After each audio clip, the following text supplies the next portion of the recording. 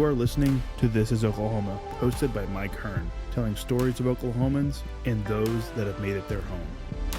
This podcast is presented by the Oklahoma Hall of Fame, telling Oklahoma stories through its people since 1927. Follow them online at oklahomahof.com and definitely on Instagram at oklahomahof. Let's get into today's episode. What's up, guys? Welcome back to another episode of This is Oklahoma. Mike Hearn here, your host, back with another episode down at the Oklahoma Hall of Fame today with a live audience. And you can't tell, but I'm so nervous. First time we've had a live audience. It's not nervous for my guest because she's used to playing in front of thousands of people. But for me, with 8 people in here, I'm shaking uncontrollably.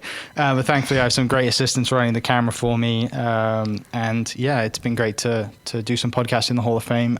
But you're not here to listen to me ramble. You're here to listen to my guest who, is just incredible. Let's just start with that. But Darci Lynne Farmer is here to do the podcast with me. Hello, everybody. See, you're totally used to it. I'm not. But thank you so much for coming down. Obviously, really appreciate you taking time out of your Thank you for having me. Super busy schedule. Touring around now. You have your own tour and you're hitting the road a lot. And which can't is probably, forget school. Oh, yeah. Okay. Mom and Dad did tell you to say that. It's all right. But, you've been touring a lot, and the good thing is that, you're back to doing shows compared to all the stuff that everybody in the industry has been dealing with over the last few years, which I'm sure it's great to be back on the road. But tell us about, current life at the moment before we go back into all your story. What is what's what have you been up to? Current life? Well, I'll rewind a little bit. It's been 5 years since I've won. So, it's just been a whirlwind of 5 years. I went straight into hitting the road and touring at 13. And that was something that I had to navigate. It was crazy. Right. And so, but I've been touring for about 5 years now. I've been to 48 states, which is crazy for a 17-year-old. For anybody to travel to 48 states. And, I've just done lots of stuff in between too. But yeah, these last 5 years have changed my life completely.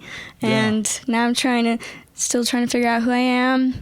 Got into acting, writing music, doing all the things. All of the things, which is great that you have mom and dad around you to take care of things and make the decisions. I had a short conversation with your dad earlier about up until you turn 18, then the decisions are legally yours.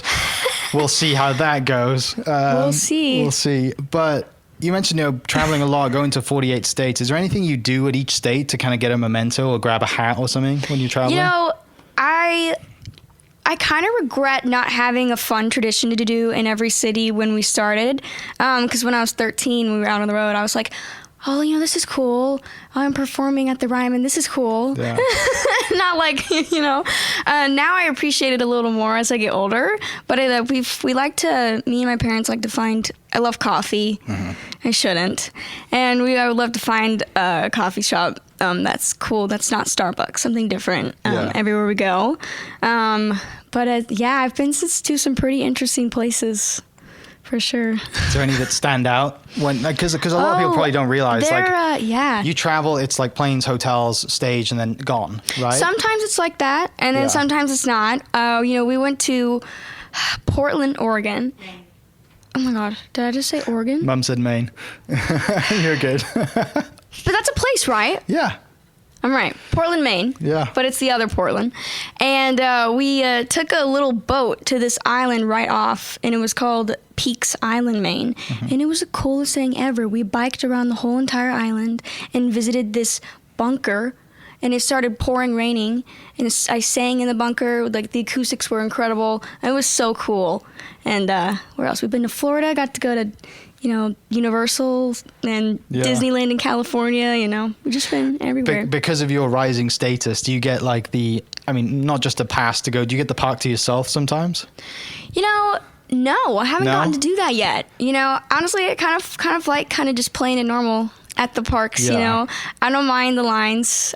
We have fun games that we play in the lines. You know that app where it's like heads up. Yeah. You have to act it out. And it's so fun because we've started trends in the lines where people see us playing it and they'll start playing it. Yeah. It's fun. I like it. Do you just throw a ball cap on and try and go a little understated rather than like, here, it's me. I Yeah, won America's Got it's- Talent. My puppet's right here. Like, It's kind of hit or miss. Yeah. Usually in like theme parks, there's so much going on where I don't usually get recognized pretty much there, but sometimes it's I can't walk like 10 steps sometimes. yeah. But it's just really just hit or miss.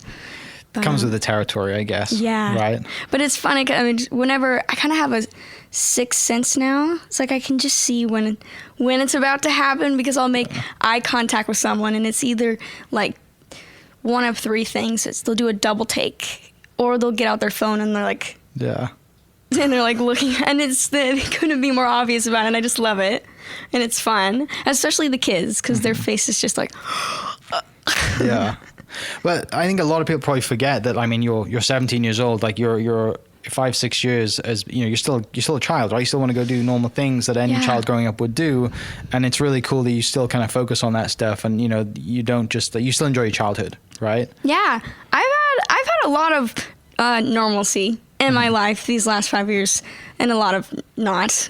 Right. But I think what kind of helped me stay grounded is, you know, after I won, we didn't move out to California or Hollywood. You know, I stayed home, and I still went to school for a while, which was weird, but it was good for me. Yeah. And, you know, I go to church every Wednesday night, you know, when I can and when I'm home, and I just definitely think having such a supportive family and good friends here, just roots here, helped me really just stay true to who I am, even though my whole entire life just completely changed.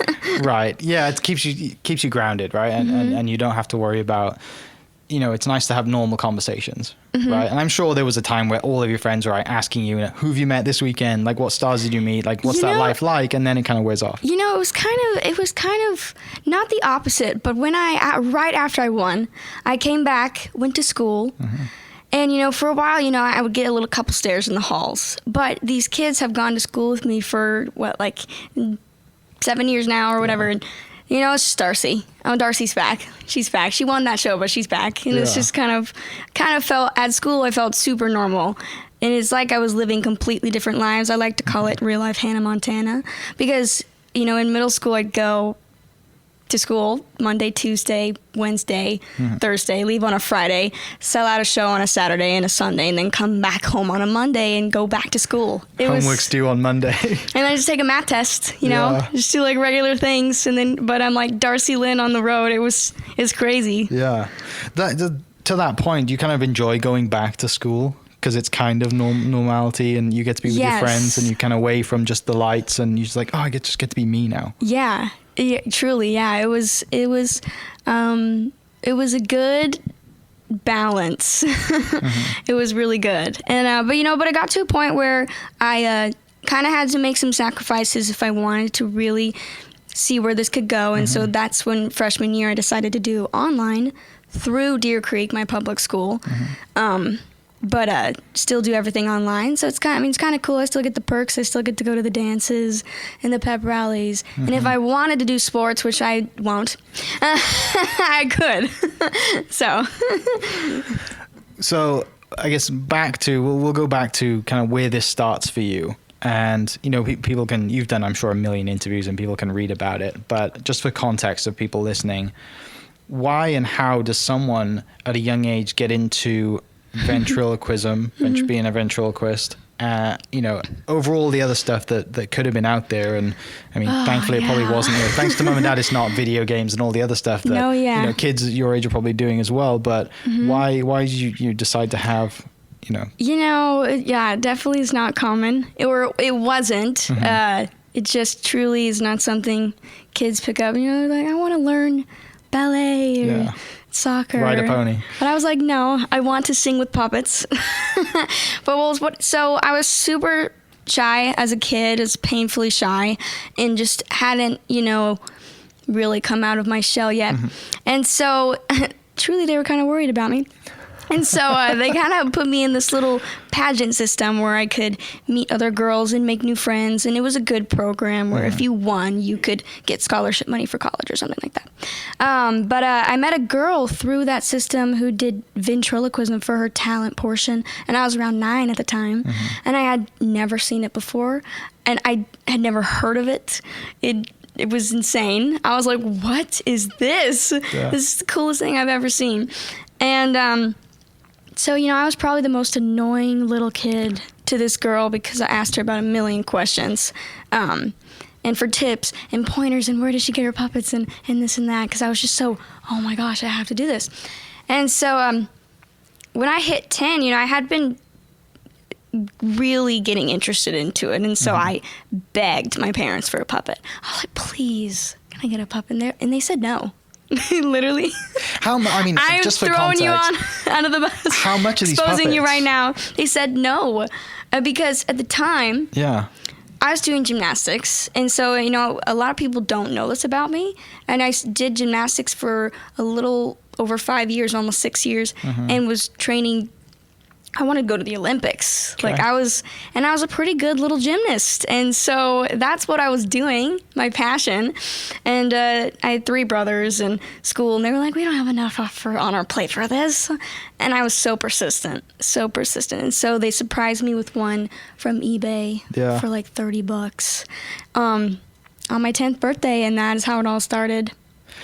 So young girl Darci was like, I want to go to the Olympics. I'm going to be. You mentioned not doing sports earlier, but I mean, but that was my tumbling sport. is one of the. Tumbling is a sport.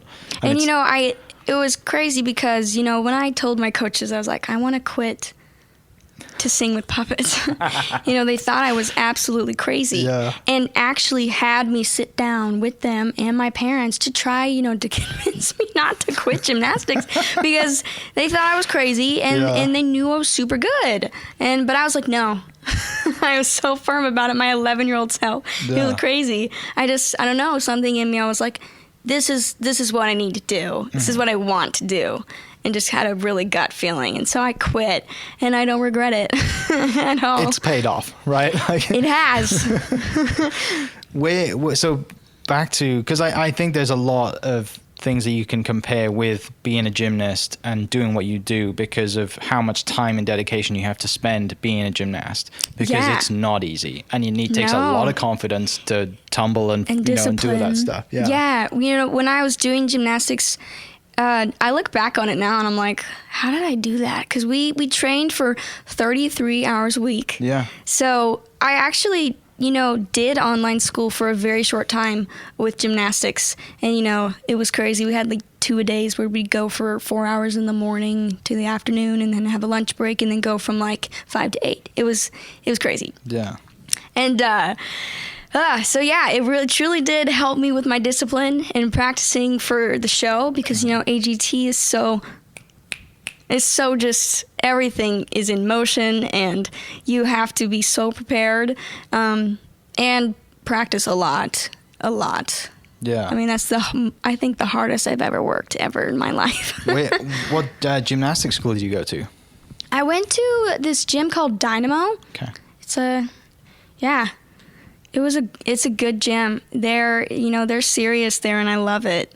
And they've had some really, really successful gymnasts come out of it. But So at this time, then you meet this friend who you're doing pageant stuff as well, and you meet this friend that's they're ventriloquists for their talent and the pageants, and you think, wow, like I got to get into this.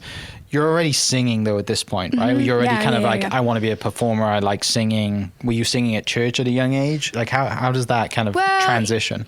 Yeah, I mean, singing was always kind of a side hobby for me at that point.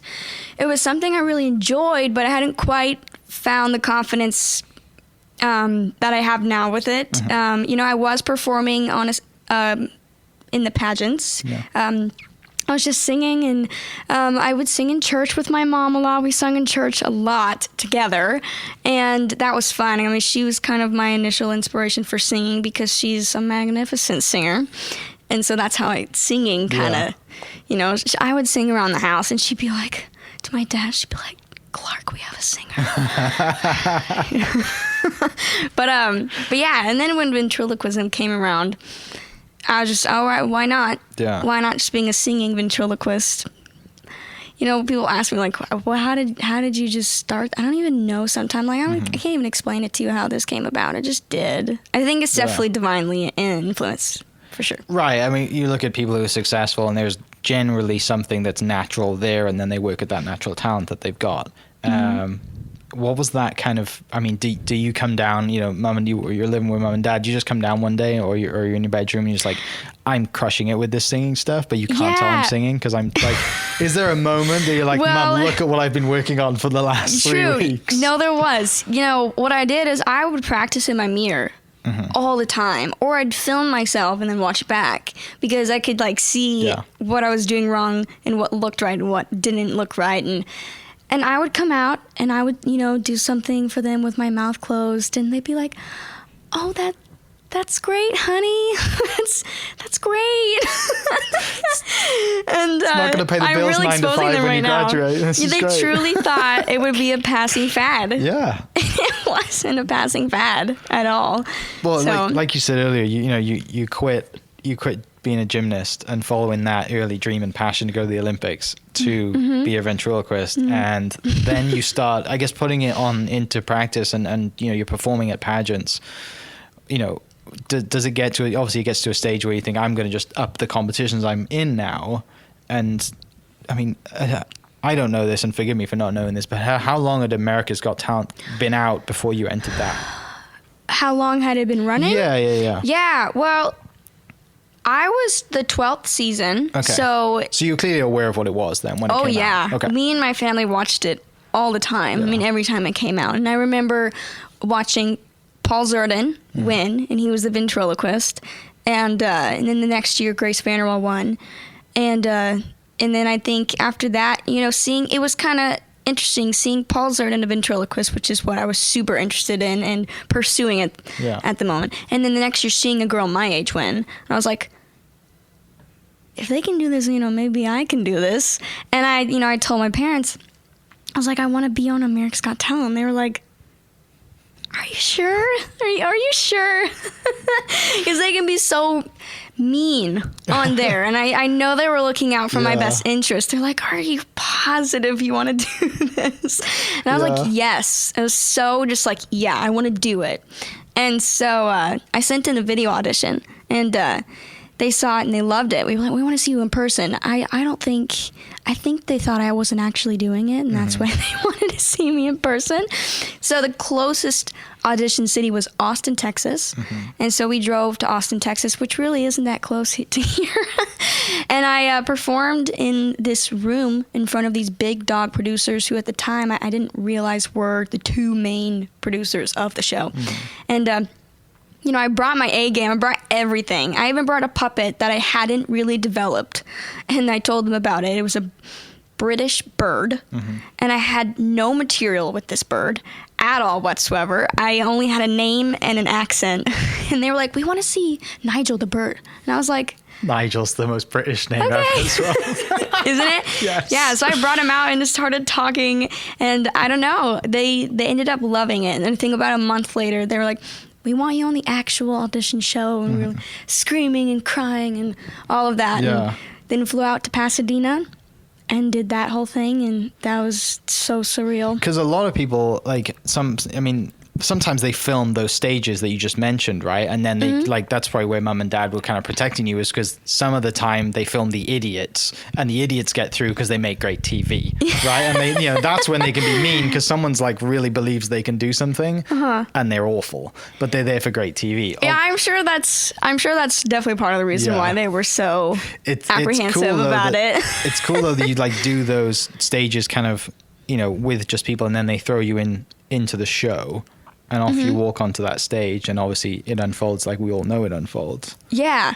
I mean, I think aside from them being super apprehensive about it, I mean, they were so supportive too. It was so like, oh, you know, they wanted me to be successful because, you know, they love me, I think. And so it was a good atmosphere for me overall, but it really truly was so stressful too, because I look back on it now, I don't know how I did that when I was 12. You know, I don't think I could go do the show again because it was so stressful. Well, but it was the good thing that probably fun. worked in your favor was the fact that you were 12 and you weren't super just enjoying yourself, right? Well, Part of you was enjoying yourself. part I of guess. me, And oblivious to the other everything part else. of me, walking onto the stage for the first time, I had only performed for 500 people max before, and I go out and it's 3,000 people, but it's also broadcasted to 14 million people. So that was absolutely terrifying. Before, especially the live performances, because you mess up, you can't do it again. Right. And so I just remember almost puking every time before I went on, because that's how nervous I was. Yeah. And I would shut down completely, not talk to anyone before I went on. And I remember sometimes they would have me go last. And I would be so upset. That's the worst, right? Because you got to hang around and watch everybody. Because I got to watch everyone do theirs. Yeah. And just dread mine. But, once I got up there, though, the nerves usually disappeared. Because then I'm in my element and people are cheering. I'm like, okay, well, this is actually fun. Yeah. And then after, it's relief. To that point, talk a little bit about that shutting down and that inner process that you have, because you're only speaking to yourself at that point, and just that kind of what you do to get yourself ready. Do you still get those nerves before you go on stage? Is there something that you do every single time before you go on stage, to get that process and get in your own head? What is that? Well, first of all, I always pray with my parents, and I do this with my band too, who travels with me. And so that is always just kind of all right, game mode. I pray over the performance, my nerves, and kind of just tell myself to have fun too, because that's what it's all about. It's just having fun up there, and that's what I love to do. But it's terrifying. But yeah, praying honestly is my backstage thing that I do. Yeah, that makes it real. Ready to go. It's go time. Ready to go. And then do you I play golf, so I'm superstitious, very superstitious, and there's certain things that I do. Do you enter the stage from the same side every time? Is there anything quirky that you do that's other than praying? No. I don't have any superstitions. Yeah. I kind of just do little hops, jump up and down a little bit, get myself ready. But yeah, praying honestly, we haven't done a show without praying before it, so I think that's definitely a stick that's gonna happen before every show. And you mentioned your band travels with you. You can give a shout out to your band. Who's in the band? Where are they from? Shout out to the band. My band, I love these guys. They're a bunch of grandpas. We call me Darci Lynne and the grandpas. So they're in their 30s and 40s, right? No. So we got Matt Shinsky. He plays keys. He's amazing. Steve Short is on the drums. Steve Hawkins on guitar. And Victor Rook on bass. And they're the bomb. They have really mentored me throughout the years. And, when we were kind of choosing a band, that was the whole vision, was someone who could mentor me and kind of help me step into the shoes of leading my own band, and how that works, and how to, take command sometimes, and because that was a little hard for me to kind of speak up about what I wanted and envisioned for my shows and for myself, and so they really truly helped with that. Yeah, sure. the kind of leading a band dynamic, especially with the age difference and gender and all the other stuff going on, and that must have been, that's great when it's good to have a support network around you that can help you all get in the same room, make decisions together, because that's why most bands fail, right? Is because someone makes decisions they don't like it. We're all a really great team. Everyone always has really good ideas. But what I love most about this show that I'm doing right now, and it's the third show I've done. My lips are sealed, except when they're not. And this one is super special to me because it has a lot of me just influenced into it, because with my shows in the past, I was so young, and so I had a lot of help, bringing those shows together, and putting that into what it would look like. But this show truly was my vision. It was my little baby project, and so I was super proud of it. But it's crazy though. We have such an interesting family dynamic. It's been kind of like a family business these last few years because me and my parents and my ventriloquist coach, which I can talk to you about, and even my brothers, we have kind of built this show up from the ground. Yeah. And we have had round table Zooms writing material for it. We all wrote about 23 pages worth of comedy material for this new show. And my mom is creative with the songs, and me, we do that together as we pick out the songs, and it's crazy. Yeah. And once my brother took a gap year and ran my merch for a year. So it's like everybody's a part of it. As long as he's making money, that's okay, right? If he's true, he's buying T-shirts and selling them for a little less than he's buying them for, we got a problem. Back to that, that first time when you're winning, you're 12 years old, right? When you win, and is it Mel B hits the golden buzzer and everything goes crazy? Yeah. And I know Simon's there, and Simon had an X Factor, was basically America's Got Talent in the UK, and he was always like mean and just kind of played that role. When one thing I noticed though, when that buzzer goes off, cameras on you, cameras are on Mum, you're both in tears, but you kind of keep the act going even though you're crying. So it's like, that's, because you're 12 years old, a lot of people would have been like, I've made it, the buzzer's gone off. Yeah. I can kind of, I don't have to be me still on, so I'm not still in my, in my craft. You kind of kept your craft, which is super interesting. I don't know if you realized it at the time, but you did. No. It's like your lips are sealed the whole time, and like that's pretty cool. Yeah. Well, that day was just, it was just crazy. Yeah. I don't like watching myself, so I've only gone back on YouTube and watched that audition only a couple times. But that was just crazy. I just never would have expected that because, my goal going on the show was to just bring light to ventriloquism because it was such a dying art and no one knew about it, and especially wanted to show kids that were my age and peers, and so that was the whole goal, and I just didn't know if people would appreciate it like I did. And so for them to just like stand and just cheer and clap for me, it was crazy. Like, it was so surreal. It's like a movie, honestly. Well, and then you can center it back to why you started, and because you were shy and this helped you get into it, that like, you're not just like, hey, I'm up here, I'm pushing ventriloquism, I'm pushing it because it's helped me do anything. They're not just, you relate to a lot of people that way because everyone's shy, generally, some people mask it better than others. Yeah. But It's cool because, after the show and I started touring, my shows, I see it's multi-generational. You see kids from like ages 3 to 93, and it's great. And the kids, I've seen so many of them bring their own puppets to my show and to the meet and greets, and they'll be like, Darci, you inspired me to do ventriloquism. Yeah. I started learning this because of you.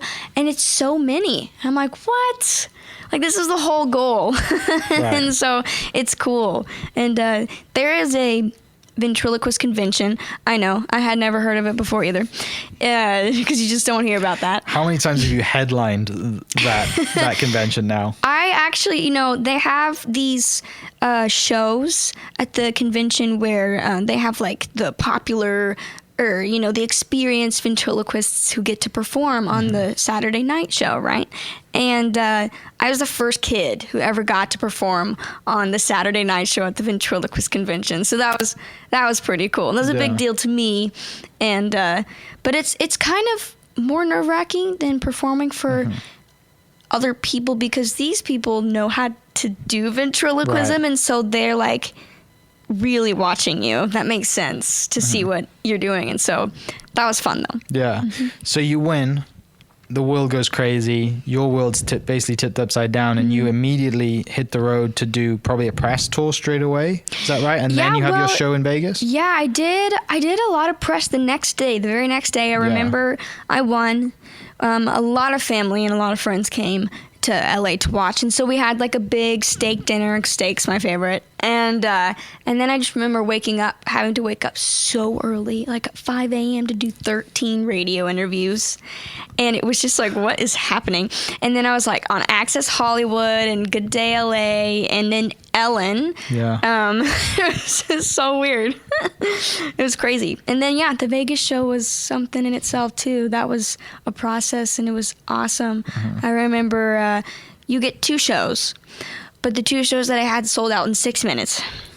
And so they added a third, and then that one sold out in a day, and then they finally added a fourth. So potentially I got to have 4 shows at Planet Hollywood. Is that one every night, or is that like over the weekend?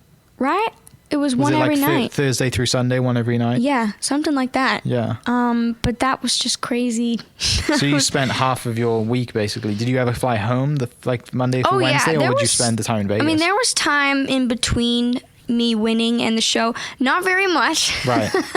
But there was time. And so I got to go home back to school and to see my friends. And then it was out to Vegas. Yeah. It's a crazy place to be for a 12-year-old, especially if you're on the performing side. No, yeah, it is crazy. Usually after you win, that's where you want to be, and you want the Vegas residency, but I didn't. I was 13. I was like, this is not the place for me, maybe yet, and that's when we decided what's best for me is to go on the road. Right. And then, like you mentioned just a bit ago, is the fact that with you getting older and understanding more about it and having more of a say, you can now, and know who you are, you can build a show around what you want rather than saying, early on it's like, you've made it, this is what the network or the TVs want you to do, go do this, just do that and you'll be great. Yeah. But now, like I said, as you get longer in your career, you start to do what you want to do, and you start to, with the rise of social media and the reach of all that, you see what people really want from you as well. Like, because people, you read your comments and stuff, and they're like, well, what about this, and you kind of, take all that in and build a show around that. Yeah, it is. When I got to start traveling on my own, it was really nice to have the creative liberty, for sure. But it's interesting, whenever I talk to a lot of people who watch me on the show, sometimes the only thing they've seen me do is the 3-minute performances on AGT. Yeah. And so whenever I invite friends to shows, they're like, I had no idea, because I do an hour and a half all on my own. Yeah. And so I had no idea you did all of this, and you do your own show. And so it's always like, yeah. For what I love about growing up is now I kind of at this point where I'm still trying to figure out who I am. And so I started writing music, which has been awesome. I started in quarantine, because we all did new things in quarantine. Yes. But I sing about 4 original songs in my show now that are unreleased. So that was exciting, and I have a new puppet that I have implemented in, and wrote a lot of the material myself, and it's been a lot of fun. Talk about that kind of music side a bit more, and I know previous podcast guests Maggie and Shane you're performing with next. Yeah. I know you have a great friendship with them, the Imaginaries, and it's funny, their story, how they came about, is pretty awesome. But how did you guys meet? And I guess Maggie's got a great voice, but Shane can play a guitar like nobody else. Oh yeah, he's amazing. How does that come about? And not just them, but other Oklahoma artists as well. Well, funny thing, the first time I ever met them, I was at Toby Keith's house. It's just a funny story. They were kind of playing for his benefit party, and I got to meet them, and they were so kind, down to earth. And then fast forward 2-3 years, I auditioned for this movie. It's called A Cowgirl Song, and originally auditioned for the lead, but they thought I was just a little too young. So Maggie and Shane, they produced the movie, and they're like, oh my gosh, let's let her be the little sister. And so I got to play the little sister, the main character, and it was just a blast. And it's a musical movie, and they wrote all the music for the soundtrack. But I got to write a song for my character with them that'll also go on the soundtrack, called Just Breathe. So that's been really fun, and they've been really great mentors to me as well in the music writing aspect of my life. So Yeah. Talk a bit about the comedy stuff, because probably stuff that probably don't think people realize is the fact that, like, you are hilarious. And just kind of like the craft of writing comedy and trying it out as well. Because, you know, by the time you're on stage doing a show, saying jokes and stuff, I mean, you've said those jokes thousands of times before, whether it's in the mirror to friends or whatever. Like, talk about kind of the comedy and how the comedy evolves based on the audience as well. This is a good, Because comedy can be pretty question. raw and, you know, I mean, it can be, depending on where you watch your comedy, it can be pretty bad in some areas too, right? That's why it's comedy. I think, you know, the writing process for me is interesting. I think the best way that has worked for me is I know my puppets so well because, I mean, I created them. And so their personalities, and it's like I've created this universe around them, like Harry Potter world. You know, you create your own, write your own narrative and story. And so I've tried, you know, to write for the puppets and, you know, around their personalities, and, you know, I know what they would say and what they would do and how they would react to this and what's going on in their lives. You know what I mean? It's so like, but it's also been a big collaborative effort too, because I think I work super well with other people as well. Because my brother Dalton, he's 22, and he helps me with all my social media, and so we write stuff from my social media together. And it's funny because he knows my puppets too, and so we just write together, and it's been a blast. But yeah, there's this super fun joke in my show about all the puppets going to Vegas without me on a road trip. And they did not include me in this road trip. And the whole show, I'm trying to figure out what they all did in Vegas. Yeah. And at the end, we finally find out, which I'm not going to tell you. You got to come to the show. Got to come to the show. That's totally fine.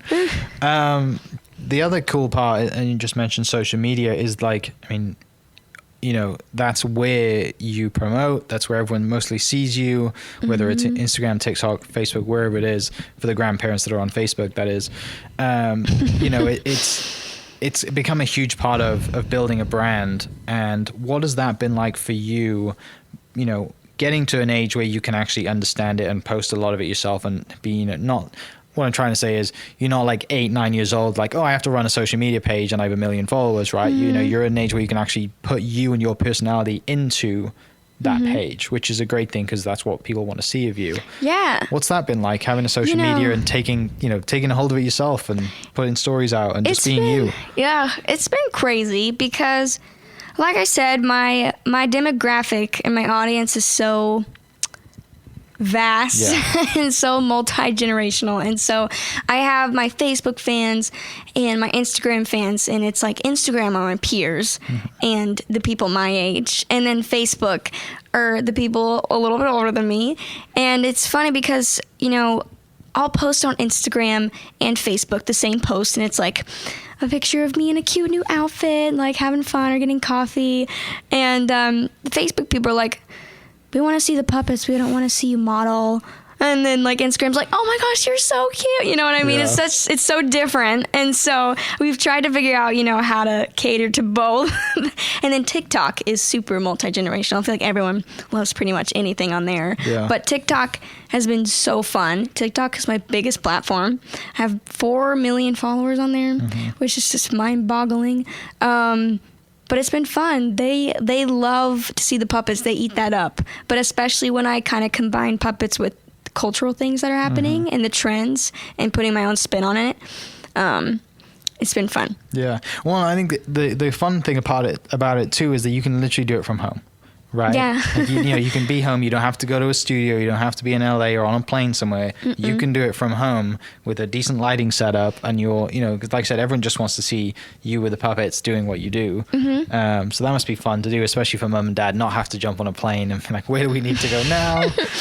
It is crazy what we do with my videos. I mean, I need to post a behind the scenes video. We did one. I'll show it to you after because it's hilarious. Where I had to get inside the dryer at my house. And I didn't tell my mom that I was doing it. And so Are we top loading the dryer, or are we side loading? It's a side load, but it'll make more sense when you see it. But I had to get inside the dryer with Petunia. Yeah. And the video did so well. But it's crazy with TikTok. It's hit or miss. I'll put in so much effort into a video, and I'm like, oh, this is a great video, and it flops completely. And then when I'm just like, not even trying, and I post a video, and it gets so many views. It's like, what is happening? But it's interesting trying to navigate it. Who do you look up to in the social media world as far as like creating content and trying to see what other people do? Because to that point, it is very hit and miss with content. And, some people say just keep posting, being you, and it'll take care of itself. Or other people really dive into the algorithm and take that and really try and study that stuff. I haven't really gotten into the algorithm or, this is when you need to post and this is how often you need to post, because, for me, that's just when the fun gets taken out of it, and that becomes too much. It becomes a business then, right? Yeah. And, I don't want it to become like that. And it's, social media already can be so toxic. And so try to always keep it lighthearted. But I just post whenever we get a really great video that we feel good about, and then, I post it, and then sometimes I'll just post a random singing video. So it's just like, not a lot of effort in the strategic part of it, mostly just the creative and like, what will people think is funny or blah, blah, blah. So. Have you had people come to you and say, you should be a YouTuber and you should post, 2 times a week and Thursdays and Sundays, and like, you just thought, nah, it's just not what I want to do? Yeah, I have, but I wouldn't call myself a social media influencer. Yeah, I agree. Because, that is just not my passion, and that's not what I do every day, or it's not how I make a living. And so it's mostly just an creative outlet, which is fun, but also keep myself out there. And so I agree with that, because a lot of, not the way you started, a lot of people who are in YouTube started out just on YouTube, right? And now, which is crazy. They would probably give a lot of things up to do what you have done, and sometimes the other way around. But coming back to, I guess, present day, you're doing your own shows, and you're touring around now. You're trying to get into movies and pursue acting as well. What's that like? How fun is that? That's interesting. And especially with now our new kind of movie business in Oklahoma City as well. That must be exciting. Yeah, it's exciting. I used to do theater, and so acting was always so exciting for me, and something I really had always wanted to pursue.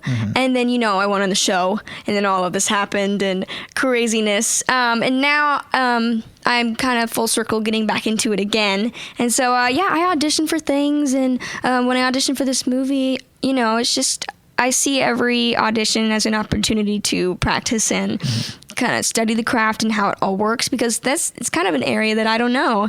And so it's been fun. And so getting to debut in this movie that was filmed here was just so fun and super special to me for my first movie experience, at least because it was filmed here where I live, and everyone was super supportive. The atmosphere was great. And so after, I'm like, I could totally see myself doing that more. And so, I love it. Acting is fun, and it's something that is fun for me to tackle and challenge myself to learn. Just like ventriloquism, I'm just like, I just want to learn how to do that. So as you mentioned here, as you grow and as you evolve and you get older in age, and your passions might change just like they did when you were younger, and the stories change now. You're building your own, building out your own tours and doing a lot more material, making a lot more decisions yourself, figuring out who you are. Where does the Darci Lynne of today want to be? Do you want to see yourself into acting as an Oscar-winning actor? Do you see yourself touring more? Like, where right now, what would you say is, where you want to go? Well, I know it sounds kind of cliche, but I kind of want to do everything. Yeah.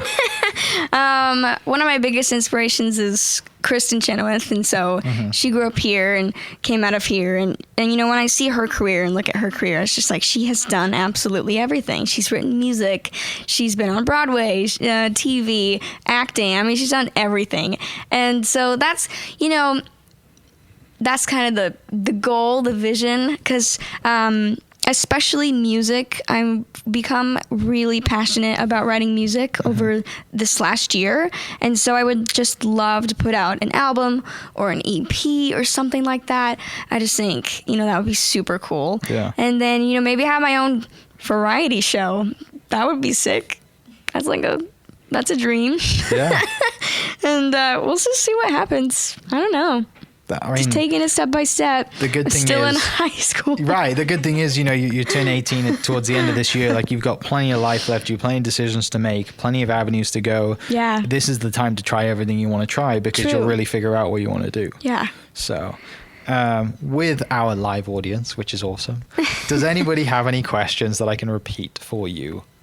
Michelle, go ahead. I'd like to understand, how do you know you can do ventriloquism? You said you saw someone in a pageant doing it, but how do you then try that yourself to figure out, I have this talent or I don't? When people ask me that, it's like I almost don't know how to answer, because when I started, I taught myself how to do it, and it automatically didn't come naturally. I did have to work at it and figure out little tips and pointers, and I looked up a lot of YouTube videos, and I talked about a ventriloquist coach, which is an interesting story. His name's Gary Owen, and he used to live here. I entered this local talent show called Edmund's Got Talent, and so that was my first ever performance as a ventriloquist, and it was 2 weeks after I got my puppet.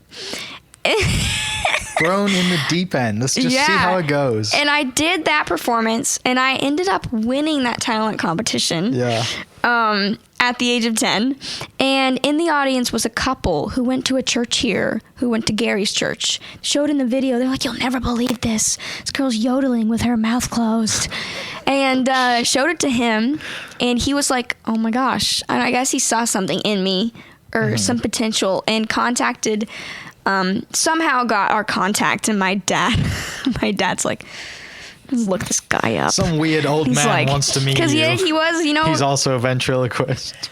he had to make sure he was legit. Well, yeah, of course. And, he did his internet sleuthing. Yeah. And just being a dad. I would have done the same thing. Totally being a dad. Yeah. And we ended up meeting him at Chili's. Yeah. Nice neutral ground. Yeah. Neutral ground at Chili's. And I have been working with him now for 7 years. Amazing. And I don't know where I would be without him, honestly. He taught me so much. I mean, I got the gist of it, but he had been doing it for 30 plus years when I met him, because ventriloquism was way bigger back then. And so he taught me, the manipulation with the rods that I do, and lip control and enunciation and all the other, reacting to the puppet, having the puppet react to me, the different voices. I mean, everything that goes into the ventriloquism act he helped me refine and taught me, and he helped me my whole season on AGT. Yeah. I love how a lot of your team is very Oklahoma based, right? Definitely keeps you grounded, and you can all relate to each other. Oh yeah. It's just amazing how it's kind of come around like that. That, like you said, at the time, you're like, some strange guy wants to meet you. He's seen a video of you performing. Yeah. It was interesting. That's awesome. And still your coach today. Yeah, I literally saw him yesterday. Yeah. He lives in Florida now, but he's in town. So, yeah, he's the best. That's awesome. He is basically, he helps produce my live shows. He's helped me produce them all 5 years. Because, he's been in the radio business, and he's performed himself, so he knew how shows kind of go about. And so, he runs lights and graphics and stuff at my shows for me, still awesome. To this day. And that's why we have such a little inner circle, and built it up from the ground with my family and just a couple people outside my family. So it's just crazy how we've done it all ourselves. Do we have any others? Questions? Come on, we must have something. Does Mom and Dad want to ask a question or know a story that we haven't told yet that we want to talk about? Let's see if I have any funny... I do have a lot of funny stories from on the road. Tell them one about Katie. Okay. So, Katie was my very first puppet ever. And I don't know if I mentioned this. Right? Yes. So Katie was the eBay present. Okay. And then I ended up doing another talent competition here called Oklahoma's Got Talent. Ended up winning that. And I won prize money. And so I used the prize money to upgrade and design and kind of have a puppet maker make me an actual ventriloquist puppet. And we just kind of gave Katie a makeover. So she's still the same character, just she looks different. But we were in Chicago, and it was a snowy day, and we are driving to the venue, and I'm just sitting there minding my own business, and all of a sudden I just hear, "Stop the car!" And we look in the rearview mirror, and the back of the car is open, and Katie's suitcase is just rolling down the road in the middle of the road. And cars are like coming, and my mom's like, "Stop the car!" And she like jumps out of the car into traffic and grabs Katie. Yeah. And there's just, when we get to the venue, we open her up, and she's not a scratch on her. Cases are great. The case came through. Yeah. But it was just like, oh my gosh, because we don't check the puppets, we carry them on. And you should see us at the airport. We look absolutely ridiculous. Absolutely ridiculous. How we many look do you like have we're right now? moving. We between the three of us, we had like 10 pieces of luggage. Yeah. So how many total puppets do you have? 4 cases, but 5 puppets. Okay. Petunia and Oscar travel together. But Which are here today. Yeah. And it's because if we checked them and we lost one, I wouldn't have a show. Right. And so Yeah, it kind of ruins the show when you show up and you're like, I'm like, sorry guys, can't really do this. Gonna have to sing for you. Sorry, it's just gonna be me singing. Bologna, what do you have? What inspired the design for the puppets? Yeah. Well, so most of my puppets were actually a gift to me. So Petunia was a gift to me, got her, then gave her a personality, and she's evolved a lot. I made her when I got her, I made her super shy and timid and sweet. And now she, I won the show, and so I kind of was like, all right, let's seize this opportunity, and made her a complete diva. And she got the big head. So that's her. And then Edna, I actually got at the ventriloquist convention. They have these rooms called dealer's rooms, and it sounds bad, but it's just a bunch of puppets in rooms with puppet creators, and it's all of their puppets they've made that they're trying to sell. And Edna was sitting on the table, and I was like, oh my gosh, because I knew I wanted an old lady. Yeah. And so I picked her up, immediately just automatically had a voice and was already cracking jokes. And so I was like, this is perfect. We're meant to be. And so I bought her. And then Oscar kind of has a funny story. He was a donation to me from Gary. He was just sitting in Gary's office going unused. And this was right after my first audition, and I made it to the live shows. And we were sitting around my living room, and we're like, what am I going to do now? Because I had no puppets then. I hadn't had time to develop them. And so we're like, oh my gosh, what am I going to do for the first live show? And Gary's like, well, I have this like mouse just sitting in my office. I can bring him over. And so brought him over. Oscar was created, introduced, and it's just crazy. And then Ivan, the newest one, he's purple, has one eye, and Australian. You don't want to hear my Australian accent, it's really bad. Oh, no, I do. No, you don't. No, I do. No. But I designed him. I knew kind of what I wanted him to look like, and had this really talented puppet maker. His name's Barry Gordmer, and his puppet company is called Handemonium. And so that's how Ivan was created. And Ivan is different to the other ones because all of the other puppets, it's kind of like I'm a big sister figure over them, and they cause trouble. And I'm like, gotta keep them all in check. But Ivan is kind of like we're two peas in a pod and cause trouble together. Yeah. So, yeah. Do you see kind of like creating, out of all these characters, creating you know, I'm me being 31, I'm thinking of like the Looney Tunes, right? Because I used to watch that all the time, right? Or Tom and Jerry. Like, do you ever see like having that kind of, and forgive me if you already have this, I didn't know if you did, but having like, you know, like a series of, or I mean, now everyone's talking about NFTs, but like having a show, a cartoon show that like, Well, you know, and you are the voice to everything. You know, yeah, there's been lots of talk of that. You know, I don't really have interest in doing something like Sesame Street because I feel like my act is a little more evolved than that. And I've talked about like a variety show with my puppets, or like a sitcom with them. I think it'd be so funny.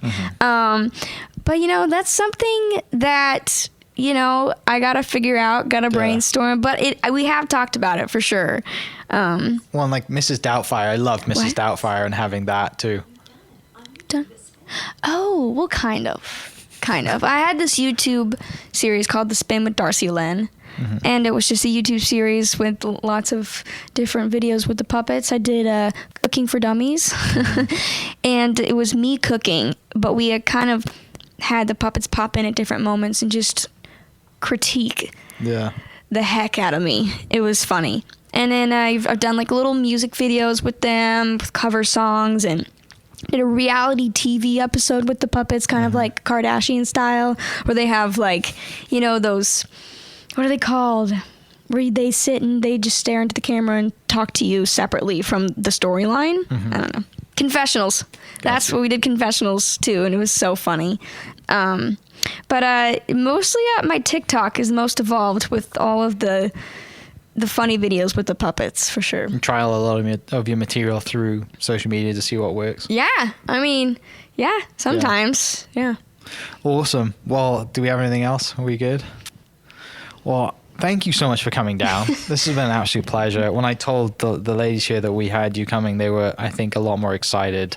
And we said, well, great, let's trial it with a live audience. And it's been awesome to have you here down the Hall of Fame. Thanks for having me. This was a blast. Yeah, I mean, I look forward to interviewing you in 10 years to have a different story and see where we're at now.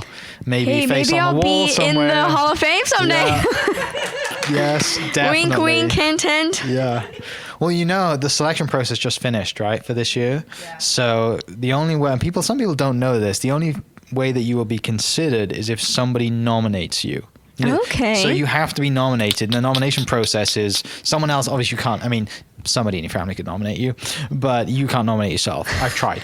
I've tried. But, you know. Wait, no. I mean, Petunia could nominate me. There you go. Sure. That would be awesome.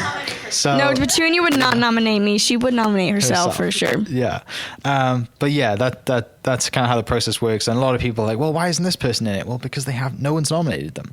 So for people listening, that's a little kind of info on that. But yes, in 10 years, hopefully you have a face on the wall in here and you have that medal around your neck and you've been on stage and given an acceptance speech at the Hall of Fame. So we'll see. Is there anything you want to kind of finish with for people listening that you, I mean, what do you tell little girls that come up to you? What do you tell little boys? Kind of stuff like that.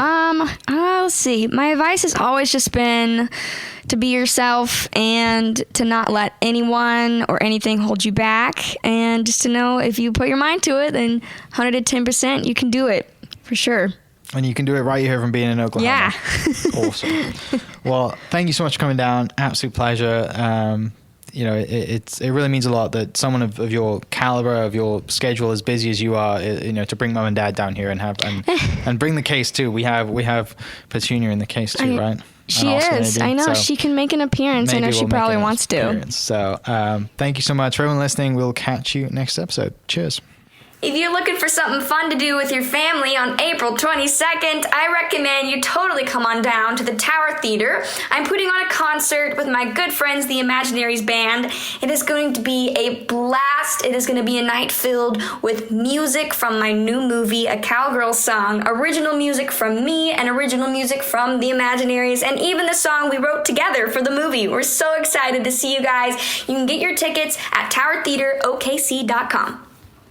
This podcast is presented by the Oklahoma Hall of Fame, telling Oklahoma stories through its people since 1927. Follow them online at oklahomahof.com and definitely on Instagram at oklahomahof. Thank you for listening. We are inspired by those around us and hope that you are too. Make sure you subscribe to this podcast on your favorite podcast platform and leave us a review so we can keep telling your stories.